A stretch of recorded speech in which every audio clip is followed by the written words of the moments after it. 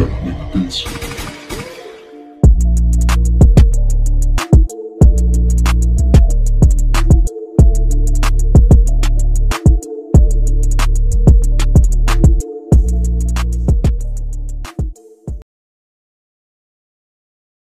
Rosy Flame 150i. Yes po, meron na nga po guys na Rosy Flame 150i dito sa Pilipinas. Yun nga po yung version 1. Yun po yun guys, yun talaga namang sulit din talaga na underbow na makikita mo dito na available na nasa abot kaya ang presyo. Alam naman natin guys na si Rosy is talaga namang abot kaya ang presyo ng kanyang mga motorcycle, kaya nga pang masa siya eh. And alam naman natin guys na ang Rosy nga po na company dito sa Pilipinas is isa sa talaga namang kilalang kilala na napakarami nga pong nabebentang motor dito sa Pilipinas. At hindi po biro ang pagbabago o mga bagong upgrades ng motor na ito, na nung nalaman nga po ng ating mga kababayan ang kanyang upgrades, talagang napakadami nga po sa atin dito ang natuwa kasi hindi na po basta-basta ang upgrades niya. In terms of physical appearance, same na same pa rin po sa version 1 ang Rosy Flame 150i version 2 sa kanyang chassis frame, sa kanyang nga pong fairings, sa kanyang nga pong iba pang physical appearance, bodywork, same na same pa rin po. Ang malaki nga pong upgrades ng Rosy Flame 150i version 2 is nasa kanya nga pong engine. Kasi guys, ito nga po guys is meron na nga pong radiator, and ito nga po is water cooled, and syempre ang kanya nga rin pong matinding upgrades dahil po from single overhead cam siya po is naka dual overhead cam na. And syempre alam naman natin kapag dual overhead cam, automatic na naka 4 valves na ang motorcycle na ito. Malaki nga po ang upgrades ng kanyang engine, talaga namang napakasulit ng upgrades nito. Isipin mo, siya po is naka water cooled na, meron na siyang radiator, tapos upgraded na rin po sa dual overhead cam with 4 valves, kaya malakas na rin po talaga ang Rosy Flame 150i version 2. Samahan mo pa sa kanyang power to weight ratio na meron nga pong magaan na weight, samahan mo pa sa kanyang slim body shape and more aerodynamics design para nga po mas malakas ang arangkada ng motorcycle na ito. Talagang sulit na sulit po ang upgrades ng Rosy Flame 150i version 2. Syempre guys, sa other specs nga po, same pa rin po sa version 1 ang kanyang mga specs, katulad na po sa kanyang mga suspension na naka telescopic suspension nga po ang kanyang suspension sa unahan, and naka monoshock naman po ito. And pagdating sa kanyang braking system, same na nga po na naka disc brake ang kanyang braking system, na makakaasa kang meron nga pong malakas na stopping power, and meron nga pong more on aggressive looking sa kanya nga pong headlight, lalo na nga po yung desenyo ng kanyang DRL, and syempre yung kanya nga pong slim body shape, lalo na nga po sa tail part na makikita nating same na same pa rin po sa version 1. Ang Rosy Flame 150i version 2 nga guys is nag-focus nga po ang upgrades nito sa kanyang engine, and makakaasa tayo guys na mas malakas na nga po ang power output nito kumpara sa version 1 dahil nga rin po sa kanyang more focus na upgrade sa kanyang engine na malakas nga po kung ikukumpara sa version 1. Ngayon baka matanong mo, kaboy, same lang ba sila ng engine ni Rosy Flash 150i? Yes po, same lang po sila guys, and ang dalawang underbone nga po na ito ang pinukusan nila ng upgrades dahil sa mabenta nga po dito sa Pilipinas ang underbone. Ang Rosy Flame 150i guys at ang Rosy Flash 150i is same lang po ng engine, and same lang po sila ng upgrades. May kinalaman nga po sa kanilang version na version 2. Talagang kitang kita natin guys na ang Rosy nga po is talagang nagpapakita nga po ng mga improvement pagdating nga po sa pag-aangkat ng kanilang mga motorcycle dito sa Pilipinas para nga po i-market. Katulad na nga lang po ng isang example nila, yung bago nilang 400cc na available lang nga po dito sa Pilipinas, yung Rosy Cyclone 400S. Kaya nga po dito sa Rosy Flame 150i guys, talagang sulit na sulit ito. Ang tanong na naandito na ba sa Pilipinas yan? Ang sagot nga dyan guys is yes po, naandito na nga po sa Pilipinas ang Rosy Flame 150i at ang Rosy Flash 150i, yung same nga po na engine ng Rosy Flame 150i, yung version 2. Naandito na po yan sa Pilipinas guys. Nga po na marami talaga sa ating mga kababayan ang matutuwa dahil sa napakaganda din naman at grabe po ang upgrades nito. Sulit na sulit para sa isang engine na naka dual overhead cam with 4 valves, tapos naka water cooled pa, and meron tayo makakaasa na may malakas na power output. Honda Wave RSX 110 Fi. Bakit nga ba nasabi na isa ito sa pinakamatipid na motor? Pagdating kasi guys sa ganyang gas consumption, dahil meron nga itong 67.8 km per liter. Tsaka sulit na talaga ang new Honda Wave RSX 110. Doon pa lang kasi guys is panalo na doon pa lamang sa kanyang gas consumption. Kaya makikita mo talaga na pinakamasulit na talaga itong motorsiklo na ito. Kumbaga, kung pagbabasihan mo si Site 115 ng Yamaha, kung di mo tipo ang itsura nun, pwede sa'yo ang looks ng Wave RSX 110cc. Kumbaga, parang pinapakita lamang po dito na meron tayong choice kung ano ang ating pipiliin. Kamusta naman sa kanyang engine specs? Well, meron nga itong 109 cubic centimeter engine displacement, naka 4-stroke, single cylinder, single overhead cam with 2 valves, naka-air-cooled at ginamitan nga to ng new technology ni Honda na PGM-FI. Kaya talagang lalong tumipid sa gasolina ang new Honda Wave na RSX 110 Fi. Kasi isipin mo yung mga carb type nga na mga Honda, antitipid na nga eh. What if pa na gawin pang Fi? Panalong panalo talaga. Sa kanya namang power output is kaya niya ngang magbigay ng 6.46 kilowatts at 7,500 RPM at meron siyang maximum torque na 8.7 Newton meter of torque at 6,000 RPM. Sa power output niya guys, kitang-kita na pwedeng-pwede ito sa mga beginner na rider. And syempre, ito is naka semi-automatic gearbox. Kaya talagang pwedeng-pwede ito sa mga newbie na rider o sa mga mag-aaral pa lang mag-drive ng motorcycle. At pagdating naman sa kanyang fuel tank capacity, meron itong 4 liters fuel tank capacity na di na masama para sa ganan katipid na motor. Okay na din na ganan lang ang kanyang fuel tank capacity. Bumawi naman sa gas consumption na talagang sulit na sulit. And syempre, meron pa din to guys na maliit na under seat compartment na pwede mo ilagay ang maliliit mo na gamit katulad ng mga tools at iba pa. Naka-bulb type pa nga din ito guys sa kanyang headlight, tail light at turning signal light. Syempre sa kanya namang panel gauge, ginamitan nga ito nila ng analog panel. Karaniwan pa din po like sa mga nauna na Wave Honda. Makikita nga natin dito ang iba't ibang information katulad ng kanyang turn signal indicator, fuel gauge indicator, gear indicator, speedometer, odometer, headlight icon at pagdating naman sa kanyang susian, ito nga is naka-integrated na po. Ito dahil sa magkasama na dito ang susian ng upuan, meron na ding lock para masarado ang susian para di mapagtripan. Kung pag-uusapan naman natin ang kanyang suspension, naka-ordinary telescopic port sa unahan at naka-dual shock absorber naman sa likuran. At sa kanyang sukat ng gulong, sa unahan ito is naka 70 by 90 by 17 at likuran naman is naka 80 by 90 by 17 naman. And ito nga is naka rim spokes at tube type pa din po siya.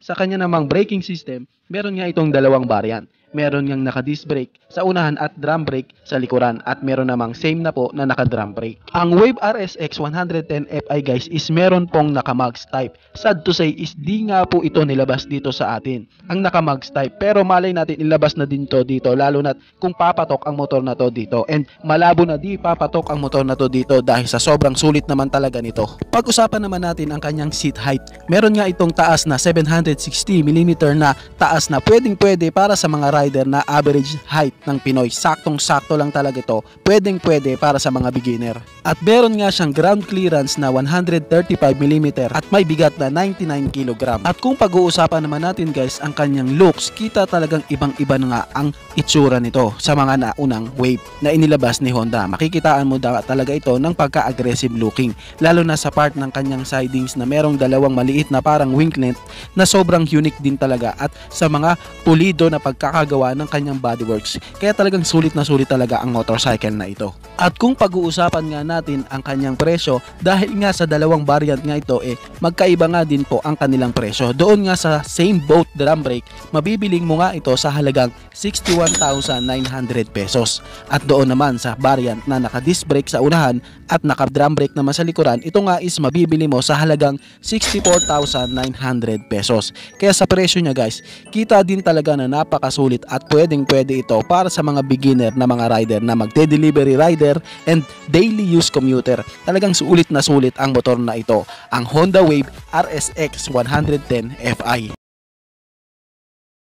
Euro Samurai 155cc. Well, masasabi ko talaga guys sa scooter na ito na hindi talaga tinipid na brand ng Euro Motors. Talaga pong napakasulit nito. Well, common na nga dyan guys na talaga naman pong hawig na hawig ng Honda Click 160cc ang kanyang physical appearance. Pero guys, masasabi din po talaga na sulit po ang motorcycle na to, lalo na nga po pagdating sa kanyang mga features. And kung pag-uusapan naman natin po ang kanyang physical appearance, siyempre makikitaan din po talaga natin siya ng more on aggressive looking and kitang-kita din po sa kanyang kanya nga pong body fairings na meron din po talaga siyang aerodynamics design para nga po guys magkaroon din po ng less air dragging ang kanya nga pong postura dahil sa meron po siyang mga cut edges and meron pong magandang pagkakahulma lalo na nga po para din sa kusot ang angin dito para malis ang air dragging. Napakaganda nga po ng kanyang headlight, kitang-kita nga rin po aggressive ang pagkakadesenyo sa kanya. Ngayon guys, pag-usapan nga po natin ang kanyang engine specs. Pagdating nga guys sa kanyang engine type, meron nga po itong 150 cubic centimeter engine displacement, naka 4-stroke, naka single cylinder, naka single overhead ka with 2 valves. And pagdating po guys sa kanyang fuel system, ito po ang malupit sa kanya guys kasi hindi na nga po siya guys naka carburetor type, siya po is naka EFI na o electronic fuel injected na, kaya makakaasa ka nga po na meron nga po siyang matipid na gas consumption, na meron nga pong konsumo na gas consumption na 43 km per liter. And syempre guys, pagdating nga po sa kanyang cooling system, siya po is naka liquid cooled engine, kaya makakaasa ka nga po na ang motorcycle na ito is pwede na din po talaga sa mga long ride. Pagdating naman po sa kanyang bore and stroke, meron nga po itong sukat na 57.3 mm by 58 mm at ang kanya nga pong compression ratio guys is may sukat nga po na 10.6:1. At pagdating naman po sa kanyang transmission guys, dahil sa scooter nga po ito, siya nga po is naka automatic transmission CVT. Then guys, pag-usapan naman po natin ang kanyang mga dimension. Pagdating nga po sa kanyang length, meron nga po itong sukat na 1950 mm at ang kanya naman pong width is may sukat nga po na 700 mm at ang kanyang height is may sukat na 1090 mm. Pagdating naman po sa kanyang ground clearance, meron nga po itong sukat na 110 mm at ang kanya nga pong fuel tank capacity guys is meron nga pong 6.5 liters at ang kanya nga pong dry weight guys is may bigat po na 108 kg. Kaya makakaasa ka guys na ang scooter na ito is pwede talaga sa beginner dahil meron nga po siya guys na magaan na dry weight na 108 kg na pwede po talaga kahit nga po sa ating mga lady rider. Ngayon guys, pag-usapan naman po natin ang kanyang mga suspension. Sa kanya nga pong unahang suspension, ito po ay ginagamitan ng telescopic fork at sa likuran naman po is meron nga po itong single shock absorber. And pagdating po sa kanyang front wheel, meron nga po itong sukat na 100 by 80 by 14 inches at sa likuran naman po is may sukat nga po na 120 by 70 by 14 inches. Pagdating nga guys sa kanyang braking system, makakaasa ka nga po na meron nga po siyang safety features katulad nga po guys ng CBS o combi brake system. Pagdating nga po sa kanyang front brake guys, meron nga po itong disc brake at sa likuran nga po, ito nga rin guys is naka disc brake na nga po and equipped na po siya ng CBS o combi brake system. Ngayon guys, pag-usapan naman po natin ang kanyang power output. Pag-usapan nga po natin ang kanyang performance. Pagdating nga po guys sa kanyang maximum power, meron nga po siyang 10.8 kilowatts at 8,500 RPM and meron naman po siyang maximum torque na 14 Newton meter of torque at 6,500 RPM. At para nga guys sa power output na yan, makikita din po natin sa scooter na ito na hindi na din po talaga ikaw mabibitin pagdating nga po sa kanyang arangkada at sa kanyang duluhan. And syempre guys, sinabi ko nga po kanina guys na pwede nga po ito sa lady rider and beginner, kaya makakaasa ka po na ang power output na yan isakto lamang po para nga po sa mga nagsisimula pa lamang pong mag-aaral ng motor and pwede din po talaga ating mga lady rider para nga po sa power output na yan nasakto lang yung tipong meron nga pong hatak at power na hindi naman mabibitin. Then guys, pag-usapan po natin ang iba pa po niyang mga features. Pagdating nga po guys sa kanyang mga ilaw, siya nga po is naka full LED lighting system na nga po at ito pa guys ang isa sa matindi sa kanya kasi meron nga po ito guys na features na keyless. Yes po, nakakilis na nga po ang motorcycle na ito kaya makaka-use na rin po ito para sa mga taong kawatan. Ito din po siyang built-in na USB charging port para nga din po sa ating mga kababayan na gusto nga pong gamitin pang delivery ang motorcycle na ito. Pwede na din kasi meron na din po siya built-in na USB charging port. Meron na rin po siya guys na strategic ECU placement to avoid exposure to water and meron nga po siya guys na tubeless rear and front tires kaya makakaasa guys na okay din po ito sa malayuan dahil less pangamba ka nga po na baka maplatan ka. Pagdating nga po guys sa kanya nga pong panel gauge guys, meron nga po itong LED digital panel with soft touch sensors and meron din po siya guys na features na side stand kill switch. Alam naman natin guys na isa din po ito sa mahalaga lalo na nga po sa mga scooter and meron din siyang features na idling stop system. Ang idling stop system guys is ito nga po yung features na kapag huminto ka nga po halimbawa sa stoplight, kusa nga pong mamamatay ang iyong engine pagkalipas ng 2 to 3 seconds para din po makapagpahinga ito. At kapag nga po itinihit mo na ang throttle ng iyong motorcycle, kusa na nga po itong aandar. Yun nga po ang idling stop system. Ngayon guys, dumako na nga po tayo sa kanyang exciting part, yung kanya nga pong presyo. Magkano nga ba ang presyo ng motorcycle na ito? Ang kanya nga po guys na SRP is nagkakahalaga ng 88,900 pesos. So kaya talaga naman pong napakasulit po ng scooter na ito, si Euro Samurai 155cc.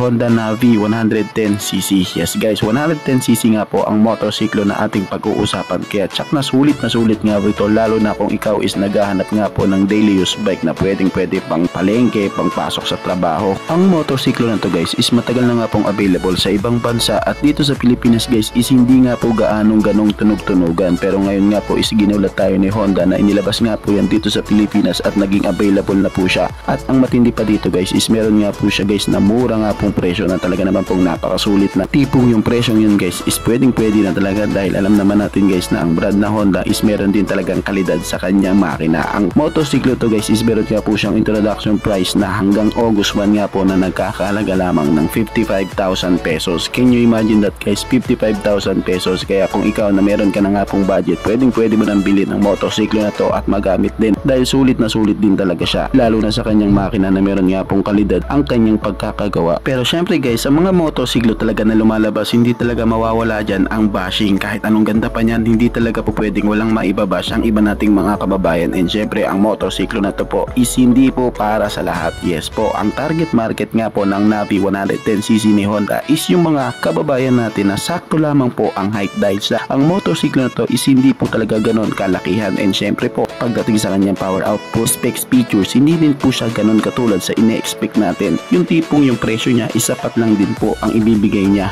Pero kahit ganun pa man, napakadami pa rin pong nag-abang ng motorsiklo na yan dito sa atin, at ngayon nga pong available na yan. Tsak na po na talagang makikita na natin to sa kalsada, dahil marami sa ating mga kababayan ang nag-abang ito at mag-a-avail din. At dahil sa available na nga po ang motorsiklo na to, ang Honda Navi 110cc dito sa Pilipinas, pag-usapan nga po natin kung ano nga ba ang dapat nating abangan sa kanya. Pag-usapan natin ang kanyang engine specs at kung gaano nga ba kasulit ang motorsiklo na ito.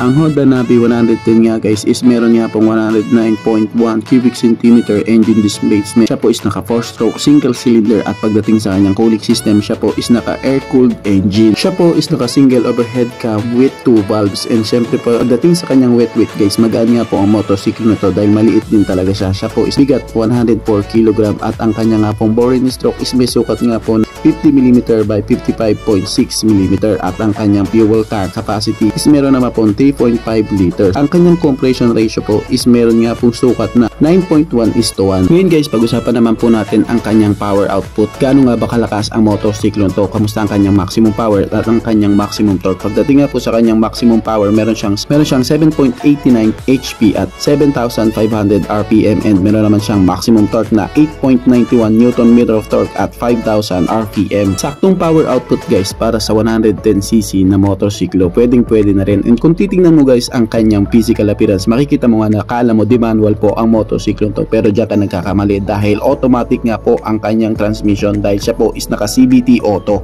At ginagamitan nga siya guys ng magagandang suspension, lalo na nga po yung kanyang front suspension na ginagamitan nga po ng inverted fork suspension in single shock absorber naman po sa likuran, na maaasahan mong meron nga po magandang play na suspension, lalo na nga po kapag nasa mga hard or mga sharp corner. Samahan mo pa na meron nga pong sulit din na braking system, dahil nga po ito is ginagamitan ng combi brake system para nga po sa 110cc nga po na motorsiklo. Pwede na rin po at safety features na rin po yung combi brake system. Ang kanya nga pong panel gauge, analog gauge, tapos siya ang mga ilaw niya po is naka halogen pa nga po, lalo na nga po yung kanyang headlight. Sa kanya nga pong gas consumption guys na 48.4 km per liter, okay na rin guys. Pero kung ikukumpara mo sa iba pa nga po niya mga tunggal din ng mga 110cc or 115cc ng mga scooter, masasabi natin na medyo mas matataas pa nga po yung ibang mga scooter. Pero well, sa 48.4 km per liter, matipid pa rin po ang gas consumption na yan. Isa nga po guys sa mga top features nito, yung kanya nga pong tubeless na gulong and steel wheels. Tapos ang kanya nga pong gulong sa unahan is may sukat na 90 by 90 by 12. Sa likuran naman po is may sukat na 90 by 100 by 10. Kasama pa nga po sa top features na yung kanya nga pong integrated storage. Ngayon guys, dumako naman tayo sa kanyang mga dimension. Ang seat height nga po ito is may sukat na 762mm. Mababa din talaga guys ang motorcycle to. Tapos yung kanyang ground clearance is 148mm. Ingat-ingat na lang tayo sa mga matataas na hump. grips. Ang kanyang wheelbase guys is mayroon nga pong sukat na 1,286mm. Pagdating nga pala guys sa kanyang fuel system, ito nga po guys is ginagamitan ng carb type. Yes po, naka-carb pa nga po ang motorsiklo na ito. 55,000 pesos nga po ang introduction price niyan dito sa Pilipinas hanggang August 1. Kaya kung ikaw na may budget na at gusto mo ang motorsiklo ito, bilhin mo na. Dahil guys, ang kanyang real price po is nagkakahalaga ng 58,900 pesos. Pag natapos nga po yung August 1, ang kanyang presyo na po is 58,900 pesos. Pero para sa presyo guys na 58,900 pesos, murang-mura pa rin po ang motorsiklo na ito. Isipin nyo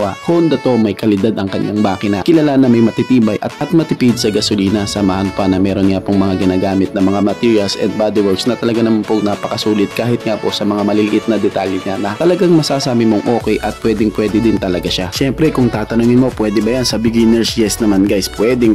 Actually guys, yun talaga ang target market ng Honda, kaya nilabas nila ang motorsiklo na yan dito sa Pilipinas dahil alam naman natin guys, dito sa atin is ibibihira lamang po yung mga pinalad sa tangkad. Kaya pwede din to guys doon sa ating mga kababayan na sakto lamang po ang height nila para nga po mag-drive ng isang motorsiklo. Tapos meron din pong power output na hindi din talaga ganun kabigla-bigla. Sama mo pa sa specs features, pwede at sulit na din talaga siya. Meron din siyang safety features guys, kasama na nga dyan yung kanyang combi brakes na maaasahan mong malakas nga po ang kanyang stopping power para sa ganitong cc ng motorsiklo. Tapos meron pa pong sulit at napakamurang presyo na talaga naman pong pwede din talaga para sa ating mga kababayan na abot kaya lamang po ang presyo para lamang po sa isang motorsiklo. Kaya kung naghahanap ka ng motorsiklo guys na magagamit mo pang daily use, pang pasok sa trabaho, baka pwedeng may consider nga po ang motorsiklo na to na meron din talagang sulit, napakagandang itsura, talagang hindi rin pipitsugin kung titingnan, and syempre meron pang less maintenance dahil sa naka-carb type to at maaasahan mong matibay din ang kanyang makina, si Honda Navi 110cc. Kayo guys,